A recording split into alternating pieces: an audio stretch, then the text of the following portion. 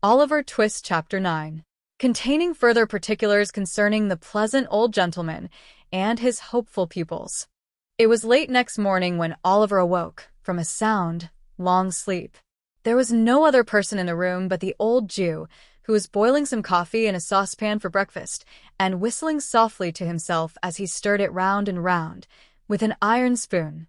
He would stop every now and then to listen when there was the least noise below, and when he had satisfied himself, he would go on whistling and stirring again, as before. Although Oliver had roused himself from sleep, he was not thoroughly awake.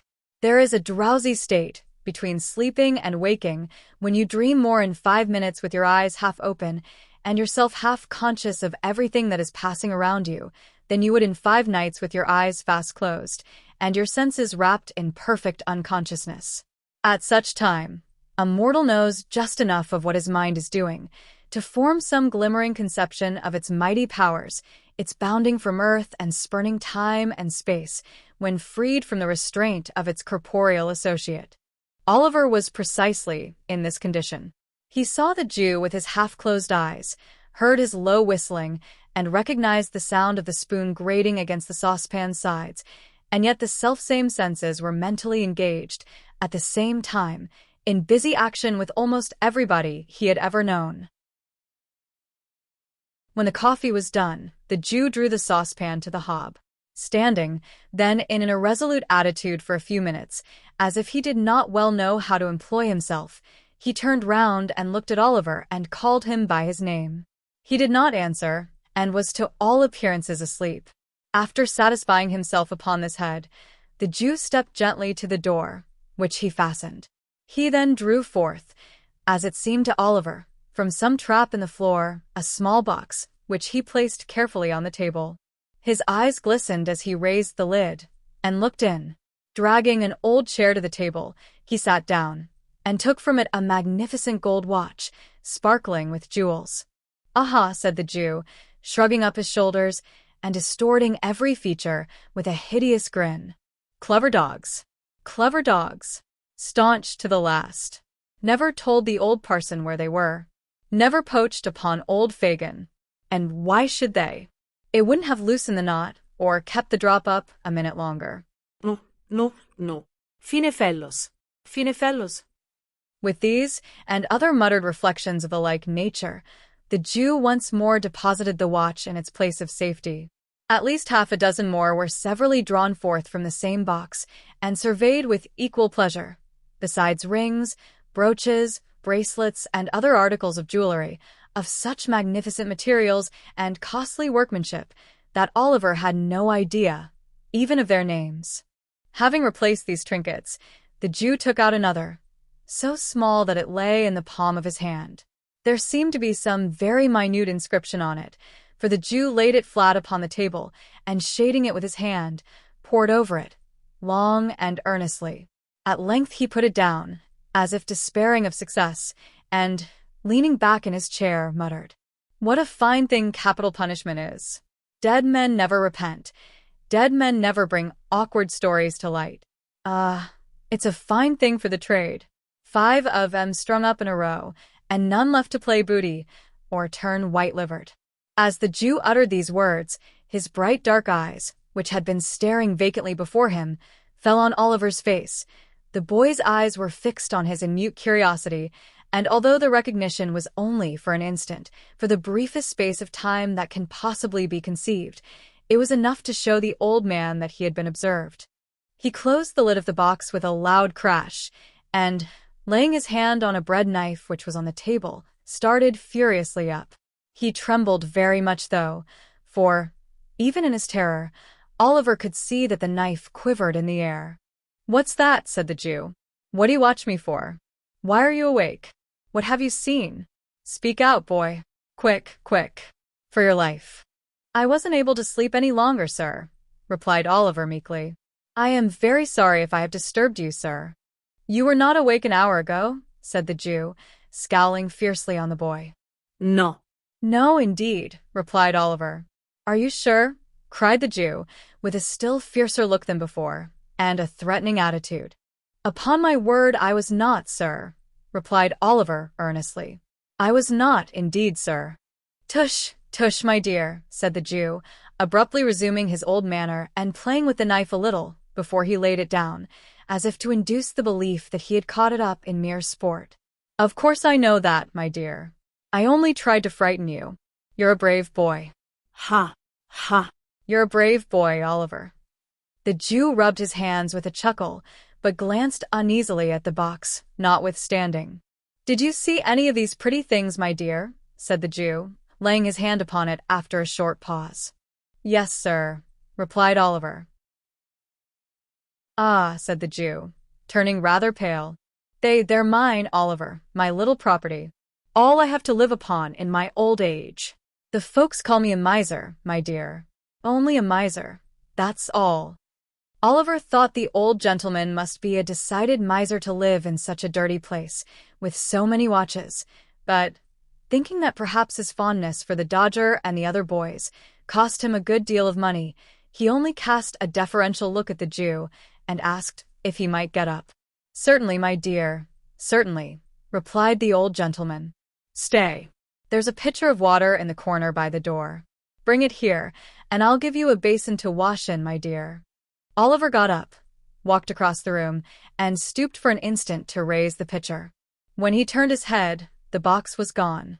He had scarcely washed himself and made everything tidy by emptying the basin out of the window, agreeably to the Jew's directions, when the Dodger returned, accompanied by a very sprightly young friend, whom Oliver had seen smoking on the previous night, and who was now formally introduced to him as Charlie Bates. The four sat down to breakfast on the coffee and some hot rolls and ham which the Dodger had brought home in the crown of his hat. Well, said the Jew, glancing slyly at Oliver and addressing himself to the Dodger, I hope you've been at work this morning, my dears? Hard, replied the Dodger. As nails, added Charlie Bates. Good boys, said the Jew. What have you got, Dodger? A couple of pocketbooks, replied that young gentleman. Lined? Inquired the Jew, with eagerness. Pretty well, replied the Dodger, producing two pocketbooks, one green and the other red. Not so heavy as they might be, said the Jew, after looking at the insides carefully, but very neat and nicely made. Ingenious workman. Ain't he, Oliver? Very indeed, sir, said Oliver, at which Mr. Charles Bates laughed uproariously, very much to the amazement of Oliver, who saw nothing to laugh at in anything that had passed. And what have you got, my dear? Said Fagin to Charlie Bates. Wipes, replied Master Bates, at the same time producing 4 pocket handkerchiefs. Well, said the Jew, inspecting them closely, they're very good ones, very. You haven't marked them well, though, Charlie, so the marks shall be picked out with a needle, and we'll teach Oliver how to do it. Shall us, Oliver, eh? Ha, ha, ah. If you please, sir, said Oliver. You'd like to be able to make pocket handkerchiefs as easy as Charlie Bates, wouldn't you, my dear? Said the Jew. Very much, indeed, if you'll teach me, sir, replied Oliver. Master Bates saw something so exquisitely ludicrous in this reply that he burst into another laugh, which laugh, meeting the coffee he was drinking and carrying it down some wrong channel, very nearly terminated in his premature suffocation. He is so jolly green, said Charlie when he recovered, as an apology to the company for his unpolite behavior. The Dodger said nothing, but he smoothed Oliver's hair over his eyes and said he'd know better by and by, upon which the old gentleman, observing Oliver's color mounting, changed the subject by asking whether there had been much of a crowd at the execution that morning. This made him wonder more and more, for it was plain from the replies of the 2 boys that they had both been there, and Oliver naturally wondered how they could possibly have found time to be so very industrious. When the breakfast was cleared away, the merry old gentleman and the 2 boys played at a very curious and uncommon game, which was performed in this way. The merry old gentleman, placing a snuff-box in one pocket of his trousers, a note-case in the other, and a watch in his waistcoat pocket, with a guard chain round his neck, and sticking a mock diamond pin in his shirt, buttoned his coat tight round him, and putting his spectacle case and handkerchief in his pockets, trotted up and down the room with a stick, in imitation of the manner in which old gentlemen walk about the streets any hour in the day. Sometimes he stopped at the fireplace, and sometimes at the door, making believe that he was staring with all his might into shop windows. At such times, he would look constantly round him, for fear of thieves, and would keep slapping all his pockets in turn, to see that he hadn't lost anything, in such a very funny and natural manner, that Oliver laughed till the tears ran down his face. All this time, the two boys followed him closely about, getting out of his sight so nimbly every time he turned round that it was impossible to follow their motions. At last, the Dodger trod upon his toes, or ran upon his boot accidentally, while Charlie Bates stumbled up against him behind, and in that one moment they took from him, with the most extraordinary rapidity, snuff-box, note-case, watch-guard, chain, shirt-pin, pocket-handkerchief, even the spectacle case. If the old gentleman felt a hand in any one of his pockets, he cried out where it was, and then the game began all over again. When this game had been played a great many times, a couple of young ladies called to see the young gentleman, one of whom was named Bet, and the other Nancy. They wore a good deal of hair, not very neatly turned up behind, and were rather untidy about the shoes and stockings. They were not exactly pretty, perhaps, but they had a great deal of color in their faces, and looked quite stout and hearty. Being remarkably free and agreeable in their manners, Oliver thought them very nice girls indeed, as there is no doubt they were. The visitors stopped a long time. Spirits were produced, in consequence of one of the young ladies complaining of a coldness in her inside, and the conversation took a very convivial and improving turn. At length, Charlie Bates expressed his opinion that it was time to pad the hoof. This, it occurred to Oliver, must be French for going out, for directly afterwards the Dodger and Charlie and the two young ladies went away together, having been kindly furnished by the amiable old Jew with money to spend. "There, my dear," said Fagin. "That's a pleasant life, isn't it? They have gone out for the day." "Have they done work, sir?" inquired Oliver. "Yes," said the Jew. "That is, unless they should unexpectedly come across any when they are out, and they won't neglect it if they do, my dear, depend upon it. Make your models, my dear. Make your models," tapping the fire shovel on the hearth to add force to his words. "Do everything they bid you, and take their advice in all matters, especially the Dodger's, my dear.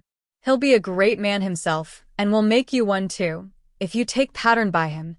Is my handkerchief hanging out of my pocket, my dear?" said the Jew, stopping short. "Yes, sir," said Oliver. "See if you can take it out, without my feeling it, as you saw them do when we were at play this morning." Oliver held up the bottom of the pocket with one hand, as he had seen the Dodger hold it, and drew the handkerchief lightly out of it with the other. "Is it gone?" cried the Jew. "Here it is, sir," said Oliver, showing it in his hand. "You're a clever boy, my dear," said the playful old gentleman, patting Oliver on the head approvingly. "I never saw a sharper lad. Here's a shilling for you. If you go on in this way, you'll be the greatest man of the time. And now come here, and I'll show you how to take the marks out of the handkerchiefs." Oliver wondered what picking the old gentleman's pocket in play had to do with his chances of being a great man.